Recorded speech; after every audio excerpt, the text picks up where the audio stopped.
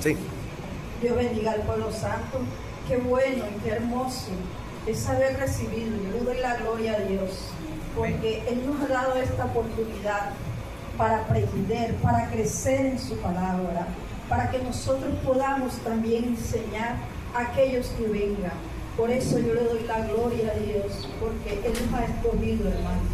A veces creemos que esto es así, es algo que la gente no le da el significado que realmente tiene. En el discipulado aprendemos muchas cosas, aprendemos a conocer realmente qué es lo que el Señor quiere para nosotros, y también reconocemos lo bueno que es, las oportunidades que Él nos da y le ha dado a todo el ser humano para que pueda llegar a Él, para que crezca y pueda conocerle realmente. A veces creemos que con escuchar una palabra ya le conocemos. No es así. Tenemos que buscar en la palabra, aprender y conocer realmente qué es lo que Dios tiene para nuestras vidas. Cuando hacemos eso, crecemos realmente en Dios. Dios le bendiga. Vamos a hablar, a nosotros nos tocó los levitas, sobre los levitas. ¿Cuál es la procedencia de los levitas? La procedencia de los levitas viene de Abraham. El Señor a Abraham le prometió darle una simiente grande, más grande que las estrellas, pero él no podía tenerlo. Pero él tuvo 2 hijos. En esos 2 hijos, el hijo de la promesa era Isaac. Isaac se casó con Rebeca y tuvieron 2 hijos. Esos hijos eran Esaú y Jacob. Jacob, de ahí el Señor lo escogió para ser a Israel. Fue separado y le cambió el nombre de Jacob por Israel. De ahí viene Israel. Se fundó la nación de Israel. Y las 12 tribus vienen del lomo de Jacob, de sus lomos, de los hijos que Jacob tuvo. Todos representaban las 12 tribus. Él tuvo sus 2 esposas, Lea y Raquel. Ellas y dos ayudantes de Raquel y de Lea también fueron concubinas de él y también le tuvieron hijos. Entonces en eso tuvo 13 hijos, 12 hombres y una mujer. Los hombres son los que representan la tribu. La tribu de Leví fue formada por el hijo de Jacob con Lea, el tercer hijo, que se llamaba Leví. De ahí viene la tribu de Leví, los levitas, que fueron separados por Dios para servirle como sumos sacerdotes. Ahí escogió Dios a los sumos sacerdotes y a los levitas para que les sirvieran. Los levitas no se les concedió tierra como con los otros hermanos. Ellos vivían del servicio a Dios. Los demás eran los que le tenían que dar a ellos el alimento, la vivienda, todo. Ellos vivían en el altar porque eran responsables de cuidar, de mantener el templo, de cuidar todos los utensilios, de estar al pendiente de que todo se hiciera de acuerdo a como Dios lo había dicho y se hicieran todas las cosas correctas. Ellos tenían que enseñar era la parte religiosa, la parte educativa y la parte judicial. Ellos llegaron a ser jueces de todo aquel que no hacía las cosas correctas. Ellos educaban al pueblo para servirle a Dios. Ellos les enseñaban a cómo hacer, cómo comportarse, cómo vivir. Entonces también tuvo mucho que ver en lo social, en todo lo social, porque de ellos dependía cómo vivía el pueblo de Israel. Así que la responsabilidad de ellos era bien grande. Tenían también ayudar al sacerdote en todas las cosas, en los sacrificios. El Señor, cuando llamó el sumo sacerdote y los levitas para que le sirvieran, Él los escogió. Bueno, cada uno tenía su función, cada familia tenía su función. Unos ayudaban a los sacerdotes, otros enseñaban, otros estaban pendientes de todos los utensilios. Eran muy celosos de las cosas de Dios, porque nosotros tenemos que tener celos de las cosas de Dios. ¿Por qué? Porque tenemos que vivir rectamente. Eran unas personas que vivían rectamente, y su rectitud tenía que ser mostrada también a los demás, para que también vivieran rectamente. Esta era la vestimenta de los levitas, era la vestimenta de ellos, y ellos eran los únicos que podían entrar al lugar santo, que podían manipular los objetos que había en el lugar santo. Tenían que estar pendientes de que todo se trabajara conforme Dios lo había dispuesto. Él también fue llamado el sumo sacerdote, que se inició con Aarón, el hermano de Moisés, porque Moisés y Aarón eran levitas, y por ahí empezaron también. El Señor los separó para ser sumo sacerdote. Solamente los hijos de Aarón y su descendencia eran los únicos que podían aspirar a ser sumo sacerdote. Los demás levitas eran los que tenían que ayudar. Cuando ya ellos tenían una edad de 50 años en adelante, se les concedía unas tierras para que ellos pudieran vivir y pudieran, pero eran tierras dispersas en distintas partes, y entre esas tierras hubo las tierras llamadas ciudades de refugio, y en esas ciudades de refugio ellos llegaban a enseñar la palabra de Dios. ¿Por qué? Porque en esas ciudades de refugio eran personas que eran buscadas, que eran perseguidas, que habían matado, que tenían una vida, que estaban escapando de lo que era. Entonces llegaban a esconderse allá, y en esas ciudades de refugio allá estaban los levitas, para ellos enseñar y dar a conocer la palabra de Dios, y para que la gente pudiera volver a tener una oportunidad, porque nuestro Dios, hermano, es un Dios de oportunidades. A veces, aunque nos equivocamos, aunque hacemos cosas incorrectas, el Señor nos ayuda y nos enseña, y tiene su misericordia tan grande que nos da una nueva oportunidad para poder corregir nuestro camino y para poder rectificar nuestras vidas. Por eso es que el Señor nos ama. El Señor te ama a ti, me ama a mí, nos ama a todos. ¿Por qué? Porque Él nos muestra con su amor la grandeza de su amor. Está permanente en nosotros, hermano. El sumo sacerdote tenía mucha especificación para poder servir al Señor, porque era el único que podía entrar al lugar santísimo, porque el tabernáculo era el lugar santo, era como un templo, pero ahí nadie podía entrar al lugar santísimo. Solamente podía hacerlo el sacerdote, para espiar los pecados, para hablar con Dios. Espiaban los pecados desde la entrada al tabernáculo, se hacían sacrificios. Entonces el sacerdote tenía la responsabilidad de hablar con Dios y él transmitir al pueblo la voluntad de Dios. El sumo sacerdote, el Señor, le dio a Moisés una especificación para la vestimenta del sumo sacerdote. Ellos no podían entrar como quisieran, tenían que cumplir con todas las ordenanzas que el Señor había puesto. Tenían que vestir hasta los interiores, tenían que ser como Dios había estipulado, que eran de algodón, de lino, hasta los interiores eran de lino hasta la mitad de la pierna. Llevaba, voy a pasar al hermano que él va a dar especificación. Buenas tardes, Dios les bendiga.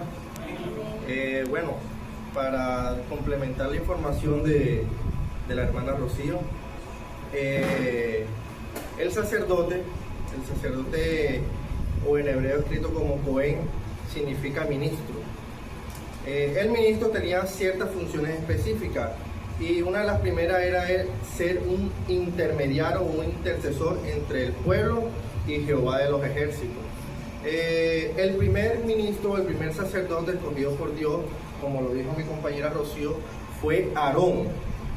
Para los que se preguntan quién fue Aarón, Aarón fue o era el hermano mayor de Moisés, quien también en su momento fue un portavoz de Moisés, ya que para los que conocen un poco de la escritura, Moisés tenía dificultad para hablar y su hermano Aarón era quien servía de portador con los reyes y los faraones en ese entonces. Volviendo al tema del sacerdote, Dios escogió a Aarón y a su descendencia como el primer sumo sacerdote y todos los hijos de Aarón deberían cumplir con esa función o ese cargo dentro del pueblo de Israel. El sumo sacerdote debía cumplir ciertos requisitos, como le decía mi compañera, y en eso estaban las vestiduras. Las vestiduras del sumo sacerdote tenían que ir con una túnica completamente fabricada en lino fino, que quería representar la pureza y santidad que debía representar esa persona al lugar de entrar al templo. Quien en ese lugar era un lugar muy santo, el cual no lo podía pisar nadie. Únicamente podía entrar era el sumo sacerdote. La vestidura tenía características específicas, como lo era la túnica, el turbante. Y el turbante tenía una placa de oro, el cual tenía un mensaje que decía: la santidad pertenece a Jehová.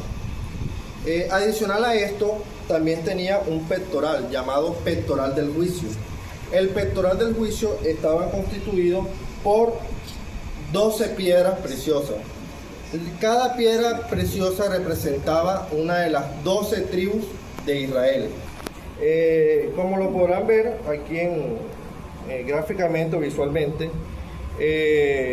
las 12 tribus de Israel representaban los 12 hijos que tuvo Jacob.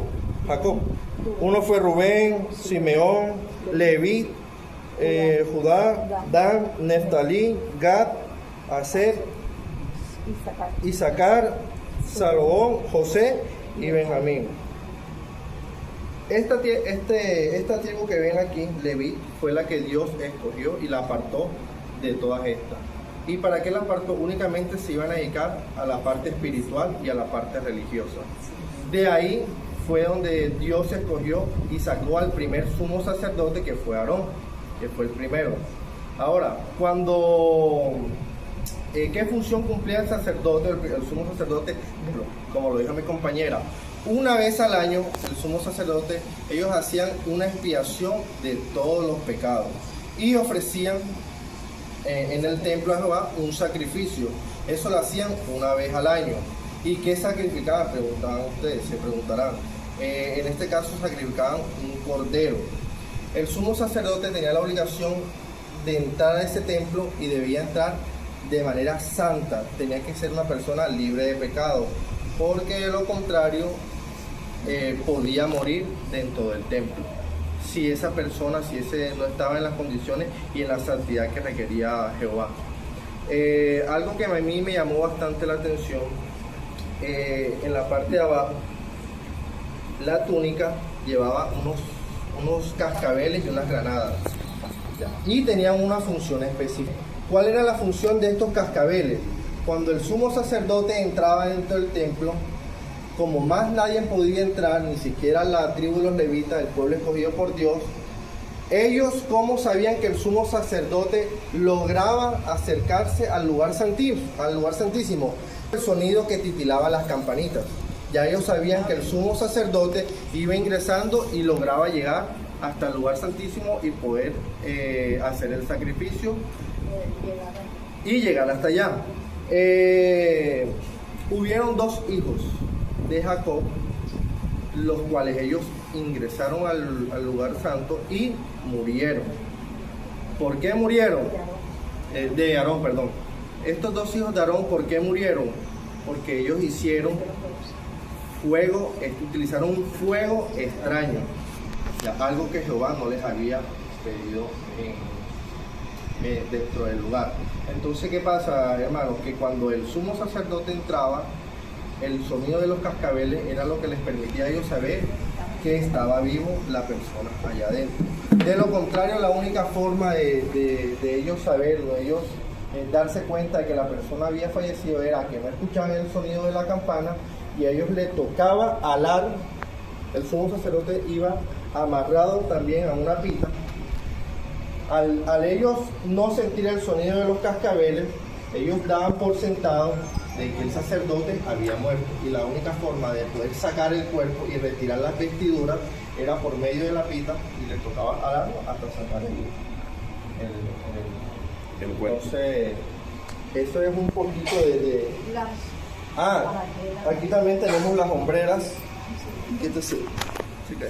Las hombreras también tenían un significado en el cual cada hombrera iban escritos 6 nombres de las tribus, de cada tribu, donde también representaban los pecados que llevaba el pueblo. El sumo sacerdote los llevaba sobre los hombros. Exactamente, el sumo sacerdote lleva los pecados sobre los hombros de él. Los pecados de Israel. Por eso eran los interiores y eso. Los interiores tenían que ser de lino fino hasta la mitad de la pierna. Eso era, todo eso el Señor lo especificó porque eso era santidad, para mostrar la santidad en el sumo sacerdote, porque él era el lugar santísimo. Las hombreras representaban la responsabilidad del sumo sacerdote, la que llevaba sobre sus hombros. Todos los pecados del pueblo caían sobre los hombros del sumo sacerdote.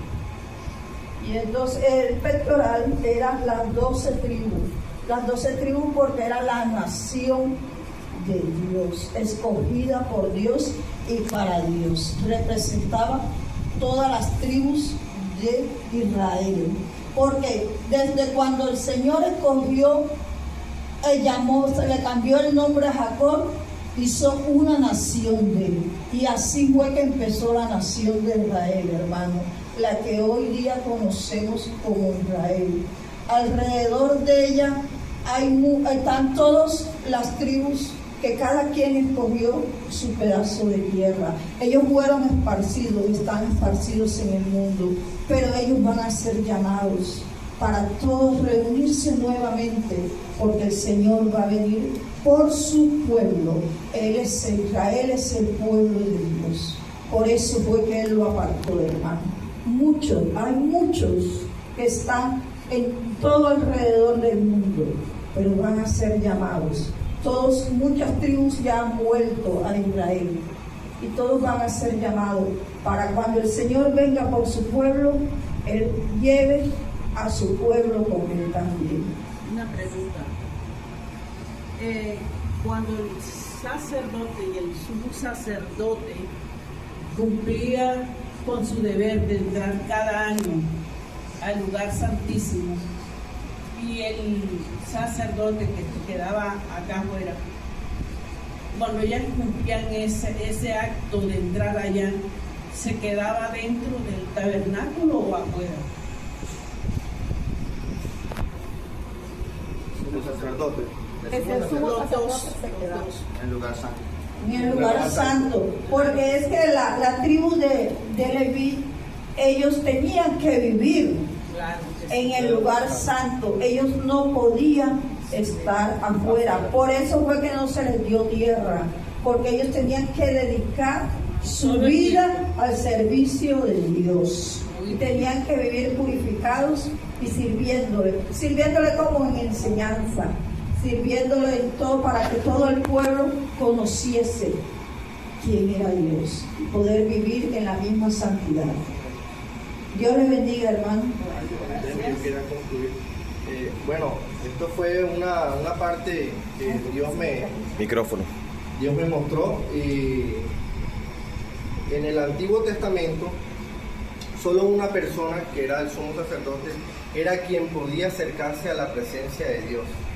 Era quien cargaba los pecados de todo el pueblo y podía ofrecer un sacrificio para que ellos fuesen perdonados.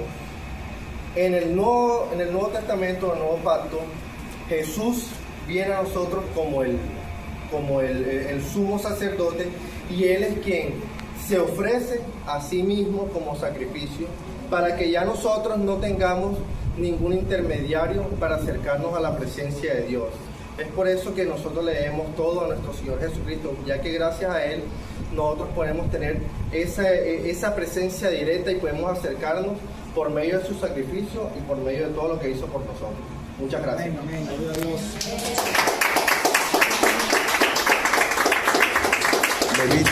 Levita, no se vaya, Levita. Acérquese aquí.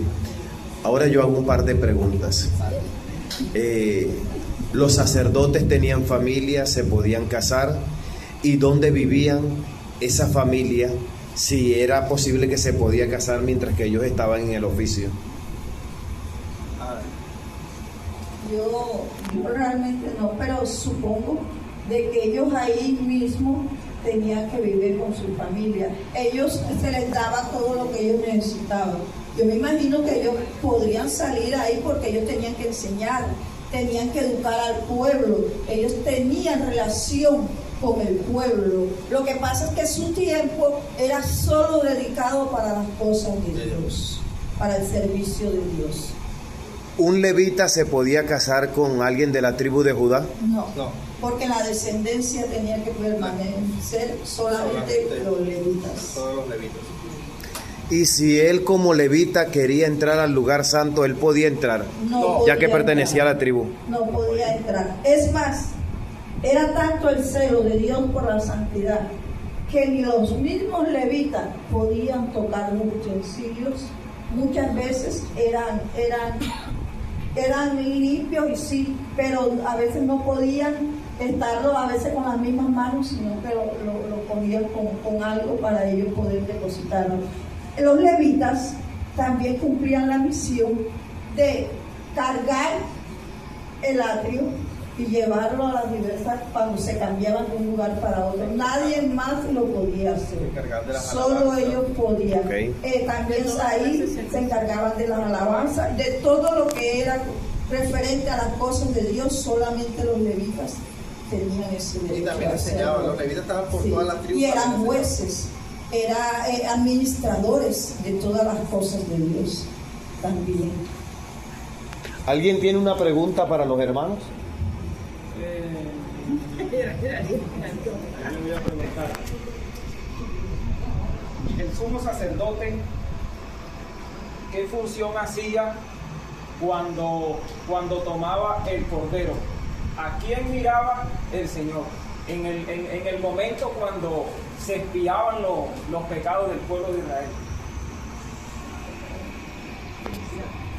¿A quién miraba el Señor? ¿A quién miraba? Formula la pregunta bien. ¿A quién el Señor miraba cuando el sacerdote colocaba el cordero para expiar los pecados del pueblo de Israel? Bueno,